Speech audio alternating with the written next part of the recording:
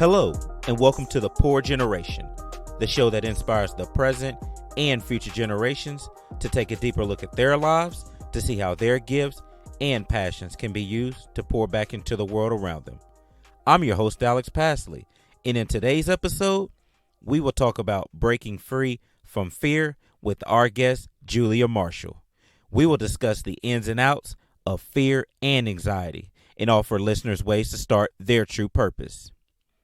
If you are new to the podcast or tuning back in, I would like to thank you so much for stopping by. Please like, share, and comment.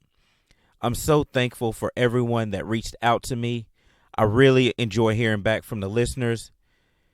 Guys, we have a special guest. Her name is Julia. Welcome to the Poor Generation. You are someone I consider a friend, but also someone that has helped me along my life journey.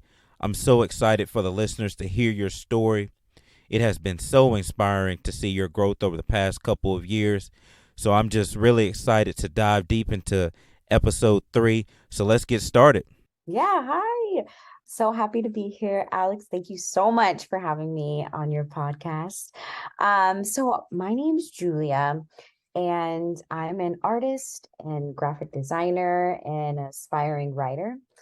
I currently live in Seattle, Washington, but in about 2 weeks, I will be moving across state back to California, where I was born, back to my hometown.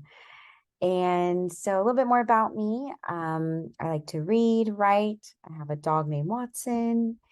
And yeah, that's a little bit more about me. That's awesome.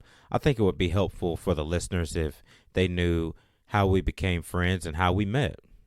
Yes. Okay, so how we met. So we lived in Queen Anne, Seattle. And we actually lived in the same apartment building in Queen Anne. And I always just remember same apartment building, same bus stops to and from work. And that's how we met.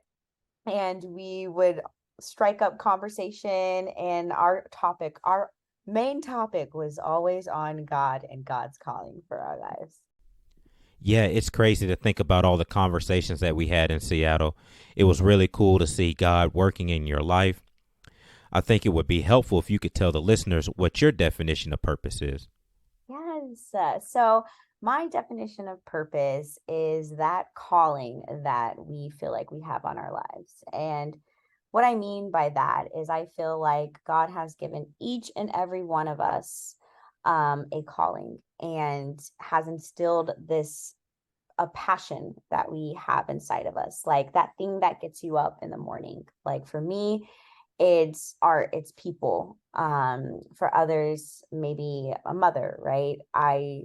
Who their children are their purpose, right? Like that purpose in life is that calling. Like what has God called you to do?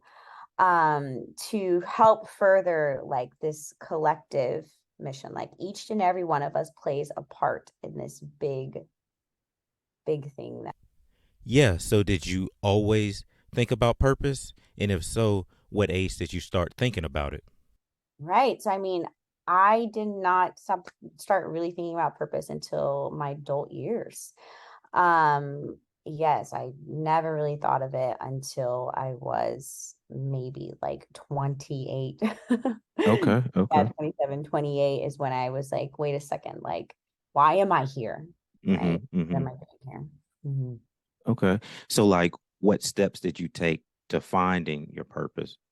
Yeah. So, I mean, a little bit about more about like my history. So from like a very young age, like I'm talking maybe like high school, I struggled with anxiety, like very bad anxiety and some depression, like and so from a very young age, like I just struggled to not fear life. And I was always afraid to be myself, right? Always chasing after the wrong things or over approval and trying to find happiness outside of myself. And so, fast forward into college years, and I got married in college very early. And then I moved to Seattle and I immediately was divorced. And it was like my anxiety had gotten so much worse. And I had, I felt like I had continued to hit this wall in life, right? And that is when I asked the question, okay, what am I doing and why am I here? And just why is all this happening? And that is when I asked, I was like, okay, what is this, God? Why? Hmm.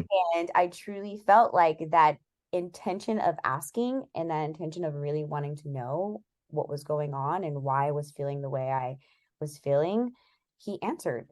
He answered that he answered and began to show me. Gotcha. So I have two questions. Yes, please. The first one would be, what did you do to handle your anxiety? Yes.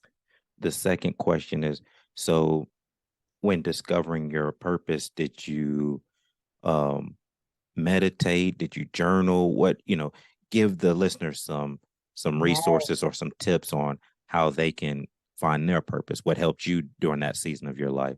Yes, that's a great question. So I guess these two questions I can answer them in the same, like meditation. Um, and for me, meditation, there's a couple of ways that I meditate. So one of them is just quieting the thoughts in my mind. So just like sitting on a bus, like I'm thinking about my past, I'm thinking about my future, I'm thinking about all the mistakes I've made. That's a lot of what anxiety is just living everywhere else. And the way that I meditate and would meditate back then, I was heavily into just sitting and quieting my thoughts, was to just observe everything around me and observe how I was feeling in my body. And so that is number one that I would do, is definitely meditate. And there's a couple of ways that you could do that. Like some people think that you have to just sit with your legs crossed, but you don't. Meditation could be anything. It could be we're going on a walk with your dog, which I do now, and I'm feeling how my feet feel when they're hitting the ground. Yeah, yeah, And what that does, it takes your mind off of the racing thoughts and it puts you right in that moment and where you're supposed to be. And when that happens, I feel like that's when God can enter and talk to you. And that is what happened to me. for sure. Okay, Yeah. that's really helpful. You know, so I guess to answer question two, Mhm. what were the steps that you did to find your purpose? Did you have a vision? Did you write down a list of goals so that you could aim towards what God was telling you to do, or what were the next steps for you? Yes. So, a big thing was when I was having anxiety or feeling super sad. One thing that I would do is I would journal, I would write, and I would draw, or I would paint, or I would try to make a collage. And each time that, like, maybe I spent 30 minutes like drawing a picture or painting something, each time that I did that, I felt better, immediately better. I felt a relief. And what that did, it showed me that, like, not only could I self-soothe myself instead of like trying to find things outside of me, like what alcohol, right? Like other people.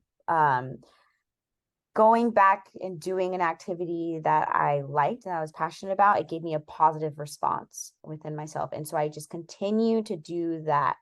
I would make time each day to do something that made me feel better. And for that, for me, it was writing poetry or just my thoughts down on a piece of paper or making some form of art. And each time I felt better. Okay, okay, Yeah. gotcha. Yes. Do you feel like you have a vision for your purpose? Yes, I do. I do feel like I have a vision for my purpose.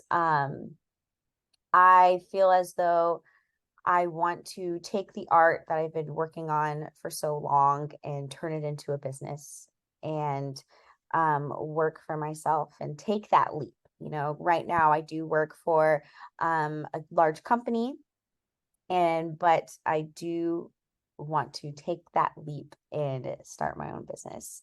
And I also have this vision of wanting to write a book as well, and a poetry book for people. So, what does that leap of faith look like to you? So, I mean, the leap of faith, like, we all have these big dreams and ideas. Like for me, I've got this big idea, right, of doing this business. But what it looks for me is having the discipline to set up like the back ends, right? Preparing myself, setting aside time to actually get into the weeds of what it means to be a business owner. Two, like beating down any, like I still have that fear, some fear and some doubts about doing it, like, kind of conquering those fears and doubts of doing it. And then having a support system, like, and finding that support system, like taking myself and putting it with other, like meeting other people who also have small businesses, like meeting other people who aspire to have a small business, like that. Those are the steps that I'm taking right now to ultimately reach that goal.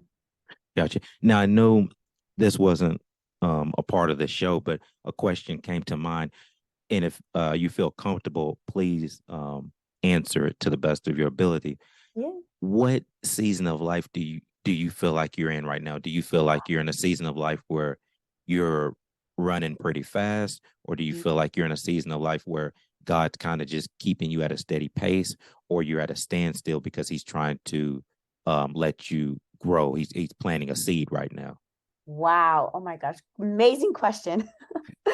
I feel like God is intervening in my life right now. And what that tells me is that I am at a standstill in making plans, like big plans. So we talk about this vision that I have. Like I still have it, like it's still implanted in my mind. I feel like he gives us all that vision, that thing that we want, right? Like it's Yes, in yes. there. It's not going to go anywhere. But right now, is intervening and wants me to halt, to breathe, and to like rely on him right now. And so I do feel like I am at a standstill as I'm about to enter into a brand new chapter. There's a brand new chapter on its way. That's Yes. awesome. That's awesome. So going back to your artwork, how do you feel like your purpose aligns with your artwork? Yes. So, I mean, a big, big thing about my entire life has always been, loving myself, healing my mind, and spirituality. And so that is what my artwork is centered around. So I make art that heals, or I aspire and I try to make art that heals. So you'll see in my artwork, I'll give you guys my handle, that you'll see like bright colors, for example. Like I've done a lot of research on color therapy and what it does for mind. If you look like at a certain color, like it could help change like your mindset or brighten your mood, things like that. So all of my artwork, all of my writing is centered and geared towards healing and letting people know that they are not alone out there. Like you may struggle with things like perfectionism, whatever it may be, like you're not alone and there is someone else out there who has felt and feels the way you do, but there is a way to overcome that. Yeah. That's awesome. Can you let the listeners know where they can follow you? So, okay, so my Instagram handle, it's at Oh Hey Jules. And so what that is, how to spell that, it's OHEY Jules, Jules. And I chose Jules because it reminds me like my family calls me Jules. And I was like, my family called me just so I was a little girl, and it just brings me back to like that carefree nature, like back into like who I am. Jules. So remember that. Oh hey Jules. That's my Instagram. Before we wrap up, I have two questions that I always ask my guests. Who or what is pouring into you right now? Yes. So who, I mean, first and foremost, my family is pouring into me right now, big time. Making a big move. And we are constantly talking every day, and they are just pouring so much love into me, and I'm so grateful. Um, and also I am listening to Transformation Podcast. So Transformation Church Podcast. For anyone who's interested in an awesome church podcast, Pastor Michael Todd, shout out. Um, he's awesome. I mean, just spot on, like that podcast, definitely pouring so much love in the message into me. And also I'm reading a book called Letting Go, The Path to Surrender by David R. Hawkins. And this book is absolutely amazing for anyone who is looking to release negative thoughts, to quiet your mindset a little bit. What I said earlier about meditation, like David R. Hawkins really gives you amazing practices to accepting who we are, right? And surrendering to God's will and God's purpose for our lives and calling on our lives, like quieting the chatter, quieting the negativity, and allowing for the positive to come in. So check out that book if you are looking to let go of some stuff. For sure. I would definitely recommend that book. Yes. Question 2. What are you doing right now to pour into this world? Yes. So, I mean, first and foremost, what I am doing is pouring into myself. I'm pouring more love into myself, more trust in God. And I'm doing that first so that I can give more to others. And I feel like it is extremely important for us to pour that love and pour that care into us first before we can give more love to others. So I'm doing that. And then I'm also just working on loving artwork so that I can help more people. And looking into this, another thing I'm doing is looking into some ways to just help women who go through anxiety or self-esteem issues and things like that. So, yeah. Wow. Thank you so much, Julia, for telling your story and just being so open and honest. I know I appreciate it. I know the listeners will benefit from this because some of our listeners are dealing with anxiety. With that being said, I'm just so happy to see the path that you're on right now. You're going to do amazing things in the next chapter of your life. Listeners, please go follow her on Instagram. Man, today's episode has been really great. But before I let you go, I would like to share some helpful resources. I definitely recommend the book that Julia talked about earlier. It's called Letting Go, The Path of Surrender by David R. Hawkins. Guys, we can't do life alone. Life is hard, man. We need people in our corner. That's why I'm constantly saying we need either a therapist or a small group or accountability partner. Someone that's going to be positive, someone that's going to challenge us, someone that's going to hold us accountable. It's so important. If you're still listening, I want to give you a huge thank you. Thank you so much for tuning in to episode 3. Please subscribe, like, share, and comment. I really enjoyed hearing back from the listeners last week, and I appreciate the feedback and the support.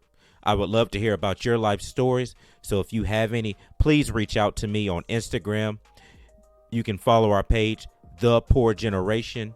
You can also email me. My email address is thepoorgeneration@gmail.com. I'm so excited about the support and what we are building.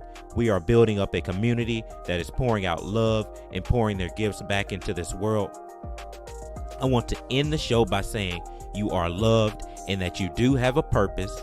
You do have unique gifts and talents to offer this world. I love you, and I will see you in the next episode.